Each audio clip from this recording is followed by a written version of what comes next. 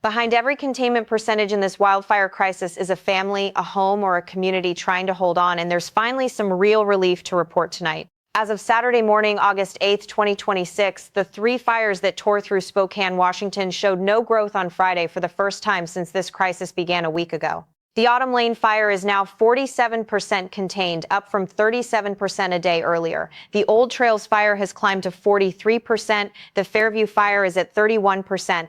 Crews have built more than 75 miles of containment line and spent the last day hunting down remaining heat pockets near homes to stop any further damage. Fire managers are calling it the most critical two-day stretch of the entire response, and for once, the numbers are moving in the right direction. That relief matters enormously because the human toll here has been staggering. When the Autumn Lane, Old Trails, and Fairview fires all ignited and exploded on August 1st, they tore through northern Spokane so fast that an estimated 921 structures were destroyed, and roughly 65,000 people were forced to evacuate within city limits, with the broader metro count reaching as high as 67,000 at the peak. By the way, if you'd like specific weather forecasts for your region or city, please leave them in the comments. I'll answer them individually as time allows. Also, if you like the video and subscribe to my channel, you'd be very grateful. Now let's move on. Spokane Mayor Lisa Brown said at one point that nearly half of the city's neighborhoods were either evacuated or directly at risk. For families now trickling back into those neighborhoods, the picture is still far from normal. Entire blocks have been reduced to nothing but standing chimneys, while a house 2 doors down sits untouched. Power and internet remain out in some of the hardest hit areas with no firm restoration date yet, and insurance claims are only just beginning to move, even with a new state emergency order meant to speed the process up. The response has been massive. More than 4,000 firefighters arrived from 12 states and Australia to help. California Interagency Incident Management Team 7 took over unified command. Power went out for more than 40,000 customers at the height of the crisis. And investigators arrested a man named Aaron Farinacci, accused of deliberately setting the Old Trails fire, the most destructive of the three. He reportedly planned it roughly 2 weeks in advance and has since admitted to allegedly starting as many as 25 separate fires in the region, dating back to July of last year. A detail that's understandably stunned a community still trying to recover. Washington Governor Bob Ferguson, who describes Spokane as looking like a war zone, has personally worked the phones with President Trump and Homeland Security Secretary Mark-Wayne Mullen to secure federal disaster help. FEMA has since approved fire management assistance grants covering the Spokane fires, along with the Autumn Lane, Fairview, and Sinlahekin fires specifically.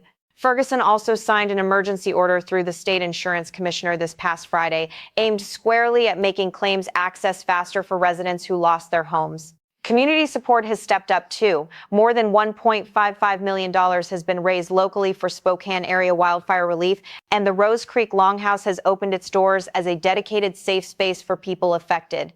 In nearby Sandpoint, Idaho, just across the state line, local events have been canceled and donation stations set up to support displaced Spokane families. A reminder that this disaster's reach goes well beyond any single city. Meanwhile, in Oregon, the human and financial cost of this record wildfire season keeps climbing too, even as firefighters post real gains. The Rose Creek Complex, the state's largest active fire, has burned 357,895 acres near Fossil in central Oregon and is now 73% contained, a sharp jump from the 55 to 64% range it sat in just days ago. More than 1,600 personnel are working the lines. The fire directly threatened the communities of Prinnyville and Grizzly earlier this season, along with critical power infrastructure, but officials say that threat has dropped significantly, allowing the Oregon State Fire Marshal to begin pulling structural task forces off the incident. Statewide, Oregon has now burned more than 2 million acres in 2026, already the worst season on record, surpassing the roughly 2.08 million acres burned across all of 2024, and it got there with nearly 2 full months of fire season still remaining. FEMA approved a fire management assistance grant for Rose Creek's West Zone on July 31st, the 5th such grant issued for Oregon wildfires this year, covering up to 75% of eligible firefighting costs for a season that's already the most expensive Oregon has ever recorded. Several other Oregon fires remain active and continue to threaten communities. The Hay Creek Complex has burned approximately 200,292 acres and is 98% contained. The Henry Fire has burned close to 29,850 acres and is 97% contained. The Coyote Fire has burned 17,448 acres and is 89% contained. The shingle fire has grown to 70,806 acres and is now 59% contained. The Grasshopper Fire near Mount Hood, the closest major wildfire to Portland this year, has triggered evacuation orders around Mount Hood Meadows and repeatedly pushed the city's air quality into the unhealthy range, forcing residents indoors under a heat advisory. The Big Grass Fire in Malheur County has burned 442,316 acres, larger than the entire city of Los Angeles, with containment at 41%, sparked naturally back on July 23rd.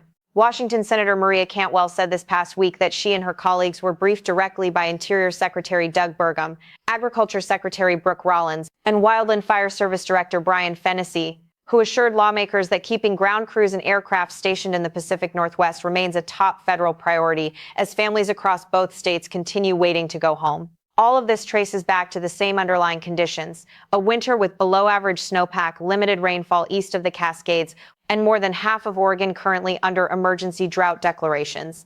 Layer repeated lightning storms and high winds on top of that dryness, and you get exactly the kind of fast-moving, explosive fire behavior that's upended so many lives across both states this summer. Tonight, thousands remain displaced between Spokane and Central Oregon. Hundreds of families have lost their homes, and air quality keeps swinging unhealthy from Portland to Spokane to the smaller communities directly in these fires' paths. But with hotter, drier, breezier weather expected to return even after this weekend's cooler break, nobody on the ground is calling either crisis over. Red flag conditions remain a real possibility heading into next week in both states, and officials say the coming weeks, not just days, will decide how this record-breaking season and how many more families it touches ultimately gets remembered. I'll keep bringing you the latest as these numbers change, because both of these fire seasons are still very much being written in real time.